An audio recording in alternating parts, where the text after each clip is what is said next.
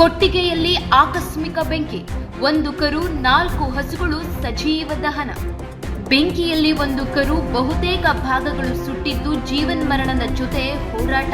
ಕೊಟ್ಟಿಗೆಯಲ್ಲಿ ಹಸುಗಳಿಗೆ ಸೊಳ್ಳೆ ಕಾಟ ತಪ್ಪಿಸಲು ಇಟ್ಟಿದ್ದ ಬೆಂಕಿಯ ಕೆಂಡದಿಂದ ದೊಡ್ಡ ಅನಾಹುತವೇ ನಡೆದು ಹೋಗಿದೆ. ಕೊಂಡಪ್ಪ ಎನ್ನುವ ರೈತನ ಜಮೀನಿನಲ್ಲಿ ಗುಡಿಸಲಿಗೆ ಆಕಸ್ಮಿಕ ಬೆಂಕಿ ತಗುಲಿ ಕೊಟ್ಟಿಗೆಯಲ್ಲಿದ್ದ 1 ಕರು 4 ಹಸುಗಳು ಸ್ಥಳದಲ್ಲಿಯೇ ಸಾವನ್ನಪ್ಪಿವೆ.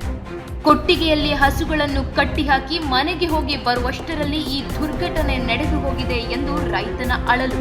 ತೋವಿನಕೆರೆ ಏರಿ ಮೇಲೆ ಇರುವ ತೋಟದಲ್ಲಿ ಈ ಘಟನೆ ನಡೆದಿದೆ. ಹಸುಗಳನ್ನು ಕಳೆದುಕೊಂಡಿರುವ ರೈತ ಕಂಗಾಲಾಗಿದ್ದಾನೆ. ರೈತನ ನೆರವಿಗೆ ಅಧಿಕಾರಿಗಳು ಪರಿಹಾರ ನೀಡುವ ಭರವಸೆ ನೀಡಿದ್ದಾರೆ ಎನ್ನಲಾಗಿದೆ. ಗುಡಿಸಲಿಗೆ ಬೆಂಕಿ ಬಿದ್ದುದನ್ನು ಕಂಡು ಸ್ಥಳೀಯರು ಅಗ್ನಿಶಾಮಕ ದಳಕ್ಕೆ ಕರೆ ಮಾಡಿ ವಿಷಯ ತಿಳಿಸಿದ್ದಾರೆ. ತಕ್ಷಣ ಸ್ಥಳಕ್ಕೆ ಬಂದ ಅಗ್ನಿಶಾಮಕ ದಳ ಸಿಬ್ಬಂದಿ ಹಾಗೂ ಸ್ಥಳೀಯರು ಬೆಂಕಿಯನ್ನು ಹಾರಿಸಲು ಪ್ರಯತ್ನ ಪಟ್ಟರೂ ಯಾವುದೇ ಪ್ರಯೋಜನವಾಗಿಲ್ಲ. ಇನ್ನು ಘಟನಾ ಸ್ಥಳಕ್ಕೆ ಪಶು ವೈದ್ಯಾಧಿಕಾರಿ ಡಾಕ್ಟರ್ ನಾಗಭೂಷಣ್, ತೋವಿನಕೆರೆ ನಾಡ ಕಚೇರಿ ಆರ್ಐ ಪ್ರತಾಪ್, ಮಧುಚಂದ್ರ ಭೇಟಿ ನೀಡಿ ಪರಿಶೀಲನೆ ನಡೆಸಿ ಪರಿಹಾರ ಕೊಡಿಸುವ ಭರವಸೆ ನೀಡಿದ್ದಾರೆ.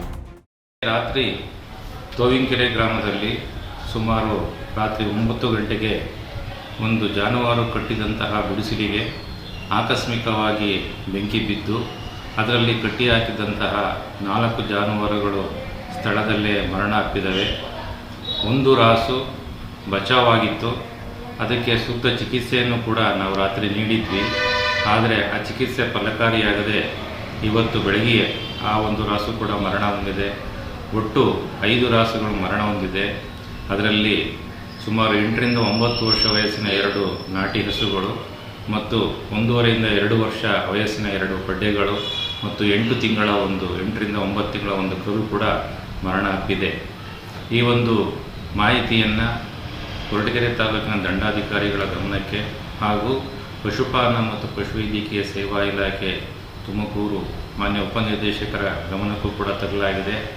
ಇವತ್ತು ಬೆಳಿಗ್ಗೆ ನಾವು ಮತ್ತೆ ಸ್ಪಾಟ್ ವಿಸಿಟ್ ಮಾಡಿ ಅಲ್ಲಿರ್ತಕ್ಕಂಥ ಎಲ್ಲ ಅಂಶಗಳನ್ನು ಪರಿಶೀಲಿಸಿ ನೋಡಿದಾಗ ಇದು ಆಕಸ್ಮಿಕ ಬೆಂಕಿ ಪ್ರಕರಣ ಆಗಿದ್ದು, ಏನು ಜಾನುವಾರು ಮರಣ ಹೊಂದಿದ ಸಂಬಂಧ ಆ ಜಾನುವಾರು ಮಾಲೀಕರಿಗೆ ಏನು ನಷ್ಟ ಉಂಟಾಗಿದೆ ಅದನ್ನು ಪಶುಪಾಲನಾ ಇಲಾಖೆ ಯೋಜನೆಯಂಥ ಅನುಗ್ರಹ ಯೋಜನೆಯಡಿಯಲ್ಲಿ ಪರಿಹಾರ ಕೊಡುವಂಥ ವ್ಯವಸ್ಥೆ ನಾವು ಮಾಡ್ತಾ ಇದ್ದೀವಿ.